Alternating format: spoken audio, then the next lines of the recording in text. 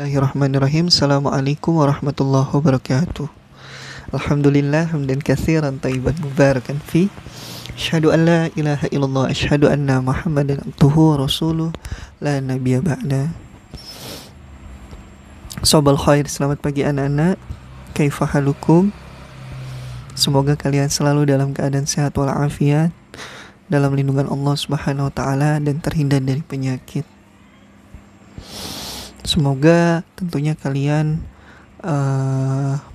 mendapatkan kekuatan, kemudahan dalam proses kegiatan belajar mengajar mata pelajaran fikih. Oke, hari ini Bapak sangat senang sekali bisa bertemu dengan kalian walaupun hanya melalui pembelajaran jarak jauh, tetapi ini tidak mengurungkan niat kalian untuk menuntut ilmu. Pak Sofyan yakin, Pak Sofyan percaya bahwa hari ini kalian sedang dipersiapkan oleh Allah Subhanahu wa taala untuk menjadi seorang pemimpin di masa yang akan datang. Terlebih lagi untuk menjadi pemimpin diri kalian, pemimpin keluarga kalian, pemimpin agama kalian, serta nusa dan bangsa, insyaallah. Amin ya rabbal alamin. Oke, hari ini kita akan melanjutkan pembahasan kita yang sebelumnya.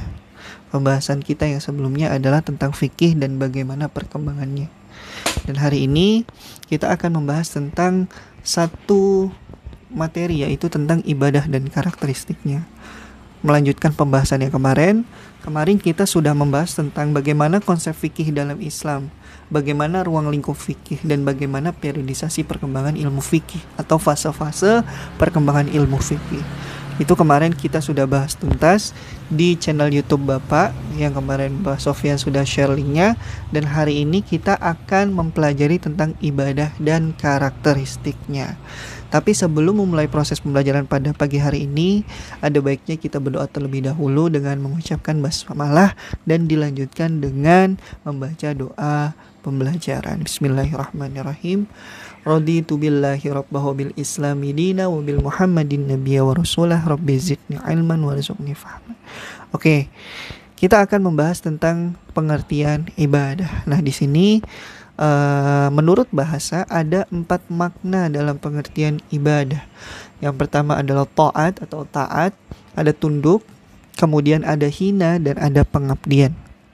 Ya, sebenarnya ibadah itu merupakan bentuk ketaatan, bentuk ketundukan dan pengabdian kepada Allah Subhanahu wa taala. Sekali lagi Pak Sofyan tegaskan, ibadah itu adalah ketaatan, bentuk ketundukan dan pengabdian kepada Allah Subhanahu wa taala. Nah, di dalam Al-Qur'an kata ibadah itu artinya adalah patuh. Ya, taat itu patuh, kemudian ada tunduk, ada mengikut. Jadi ibadah itu diartikannya banyak ya, patuh, tunduk, mengikut, menurut, dan doa. Nah, dalam secara istilah, apa secara istilah ibadah itu? Ibadah itu adalah segala sesuatu yang dicintai dan diridhoi oleh Allah Subhanahu wa taala, baik perkataan maupun perbuatan. Nah, menurut ulama fikih, ibadah itu adalah semua bentuk pekerjaan. Jadi segala bentuk pekerjaan yang tujuannya itu adalah memperoleh ridho Allah dan mendapatkan pahala dari Allah di akhirat. Itu menurut ulama fikih, ya, pengertian atau definisi dari ibadah. Lalu Pak Sofyan, bagaimana tentang dasar ibadah dalam Islam? Nah, banyak sekali ya dasar-dasar yang kita ketemui, ayat-ayat Al-Quran yang kita temui dalam Al-Quran, khususon tentang dasar-dasar ibadah. Nah, ini tercantum dalam Quran surah Az-Zariyat ayat 56, wa ma khalaqtul jinna wal insa illa liya'budun. Dan Allah tidak menciptakan jin dan manusia melainkan supaya mereka mengabdi kepadaku. Kata Allah tuh. Allah tidak menciptakan jin dan manusia melainkan hanya supaya jin dan manusia itu beribadah kepada Allah Subhanahu wa taala. Lalu yang kedua tercantum dalam Quran surah Al-Baqarah ayat 21. Bismillahirrahmanirrahim. Ya ayuhan nasu ubudu rabbakumul ladzi khalaqakum walladzina min qablikum la'allakum tattaqun. Wahai manusia, sembahlah Tuhanmu, sembahlah Allah yang telah menciptakanmu, yang telah menciptakan manusia dan orang-orang sebelummu agar kamu bertakwa. Jadi banyak sekali dijumpai ayat-ayat Al-Qur'an yang berisi tentang ibadah kepada Allah Subhanahu wa taala. Ini Pak Sofyan ambil contoh-contoh yang ringan, contoh-contoh yang pendek. Ya, wa ma khalaqtul jinna wal insa illa liya'budun, dan ya ayyuhan nasu ubudu rabbakumul ladzi khalaqakum wal ladzina min qablikum la'allakum tattaqun. Lalu bagaimana dengan macam-macam ibadah? Macam-macam ibadah ini secara umum ada dua macam. Ada ibadah mahdhah, ada ibadah ghairu mahdhah. Apa Pak Sofyan, ibadah mahdhah itu adalah hablum minallah. Artinya adalah perbuatan ataupun praktik ataupun tindakan yang menghubungkan antara seseorang, antara hamba dengan Allah Subhanahu wa taala. Melalui cara apa? Melalui cara yang telah ditetapkan dalam hukum syariat dan dicontohkan oleh Rasulullah Shallallahu alaihi wasallam. Apa contohnya Pak Sofyan? Ibadah mahdhah itu contohnya apa? Yang berhubungan langsung dengan Allah. Contohnya adalah yang terdapat dalam rukun Islam, yaitu adalah salat, zakat, puasa, haji. Semuanya sudah ditentukan dan diatur dalam ketetapan hukum syar'i dan dicontohkan oleh Rasulullah Shallallahu alaihi wasallam. Lalu apa ibadah ghairu mahdhah? Kalau ghairu mahdhah yaitu adalah praktik atau perbuatan, ya, hubungan antara manusia dengan manusia, dan manusia dengan manusia, ya. Ini disebut dengan hablum minan nas. Ya, ibadah ini juga tidak ditentukan dengan cara ataupun syarat secara detail. Diserahkan saja kepada manusia itu sendiri. Islam hanya memberikan perintah dan anjuran dan prinsip-prinsip umum saja. Contohnya apa Pak Sofyan tentang ibadah ghairu mahdhah? Contohnya adalah menolong fakir miskin, mencari nafkah, bertetangga, bernegara, tolong menolong, saling menghargai, dan lain-lain. Itu salah satu contoh ibadah ghairu mahdhah. Lalu dari segi pelaksanaannya itu terbagi menjadi 3 macam, ya. Ada ibadah jasmaniyah rohaniyah, ibadah rohaniyah maliyah, dan ibadah jasmani rohani dan amaliyah. Ibadah jasmani rohaniyah itu seperti apa? Contohnya adalah perpaduan ibadah antara jasmani, ya, artinya itu ada kesehatan, maupun rohani. Jadi lahir dan juga batin. Contohnya apa? Contohnya adalah sholat, contohnya adalah puasa. Jadi sebetulnya sholat itu baik bagi kesehatan, baik juga bagi batin, lahir maupun batin. Ya, kalau dilihat gerakan-gerakan sholat itu tentu dalam kajian kesehatan itu sangat baik bagi kesehatan seseorang, kesehatan manusia, ya. Mulai dari dia ruku, artinya di situ darah itu mengalir, kemudian dia sujud, darah itu bisa mengalir, ya, ada gerakan mengalir sampai mereka pada tempatnya. Nah, itu disebut juga dengan ibadah jasmani rohani. Apalagi puasa, ya. Puasa sudah jelas dia memelihara kesehatan, ya. Jadi ginjal itu yang mencerna bagian tubuh yang mencerna makanan itu, dia itu ada fase-fase di mana diberikan waktu untuk istirahat. Nah, makanya kita harus berpuasa, ya. Makanya juga ketika kita berbuka puasa, nah, kita juga jangan langsung memakan makanan yang kita inginkan. Sabar dulu, pelan-pelan. Nanti setelah sholat tarawih baru deh dia hajar, supaya juga nanti bagian tubuh yang mencerna makanan itu berfungsi pelan-pelan secara baik dan benar. Lalu yang kedua, ibadah rohani dan amaliyah, yaitu adalah paduan ibadah antara rohani, ya, dengan perbuatan. Contohnya seperti apa? Contohnya seperti zakat, ya, sedekah, dan lain-lain. Lalu yang ketiga, ibadah jasmani, rohani, dan amaliyah. Itu adalah ibadah yang menyatukan ketiganya, antara jasmani, rohani, dan juga amaliyah, yaitu seperti ibadah haji. Lalu dari segi kepentingannya, di sini kita lihat ada dua macam. Ada kepentingan fardhi, ada kepentingan ijtima. Fardhi itu berarti perorangan. Adalah ibadah yang dalam pelaksanaannya tidak membutuhkan orang lain. Jadi cuma sendiri, individu. Contohnya seperti sholat, seperti puasa.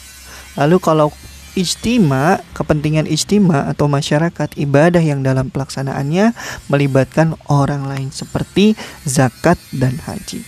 Jadi kalau fardhi itu tidak membutuhkan orang lain, kalau yang ijtima yaitu melibatkan orang lain. Lalu bagaimana dari segi bentuknya? Dari segi bentuknya, nah, ibadah ini terbagi menjadi 5 macam. Ibadah dalam bentuk perkataan ataupun lisan seperti zikir, doa, tahmid, dan membaca Al-Quran. Lalu yang kedua, ibadah dalam bentuk perbuatan yang tidak ditentukan bentuknya, seperti membantu, menolong orang lain, ngurus jenazah, ya. Lalu yang ketiga, ibadah dalam bentuk pekerjaan yang sudah ditentukan, sholat, puasa, zakat, haji.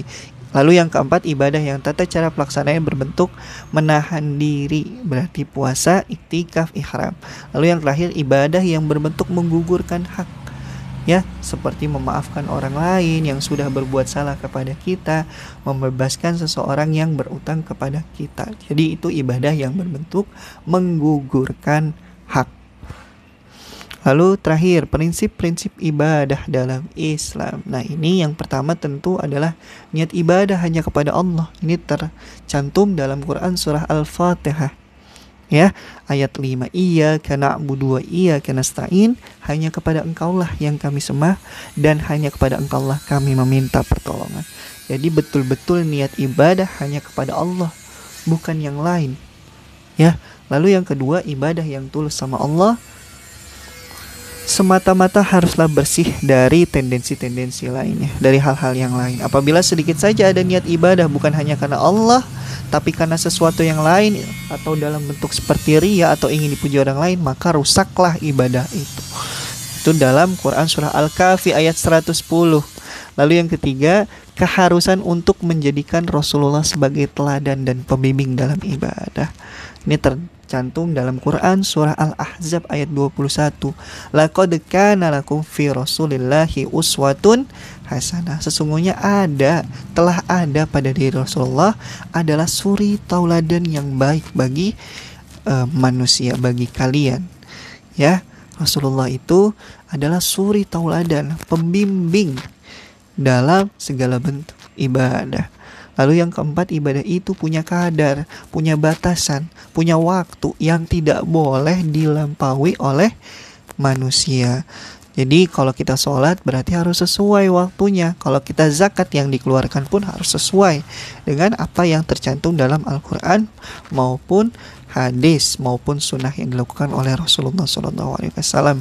Lalu yang kelima adalah keharusan menjadikan ibadah dibangun atas kecintaan, ketundukan, ketakutan, dan harap sama Allah Subhanahu Wa Taala. Ya. Lalu yang terakhir adalah ibadah karena keseimbangan antara dunia dan akhirat. Dan yang terakhir adalah ibadah tidak gugur kewajibannya pada manusia sejak balik dalam keadaan berakal sampai meninggal. Nah, yang terakhir, tujuan kita ibadah dalam Islam, tujuan ibadahnya itu adalah membersihkan dan menyucikan jiwa dengan mengenal dan mendekatkan diri kepada Allah serta mengharapkan ridho Allah. Sehingga ibadah di samping untuk kepentingan yang sifatnya ukhrawi, juga kepentingan dan kebaikan bagi diri sendiri, keluarga, serta masyarakat yang sifatnya duniawi. Tujuannya itu, yaitu membersihkan dan menyucikan jiwa dengan mendekatkan diri kepada Allah dan mengharapkan ridho Allah Subhanahu wa Ta'ala. Jadi sebenarnya ini kepentingan akhirat, ukhrawi, tapi tentu nanti pasti berkaitan dan pasti mempunyai pengaruh kepada kepentingan diri sendiri, keluarga, serta masyarakat yang sifatnya itu adalah duniawi. Mungkin pertemuan hari ini cukup sampai situ saja.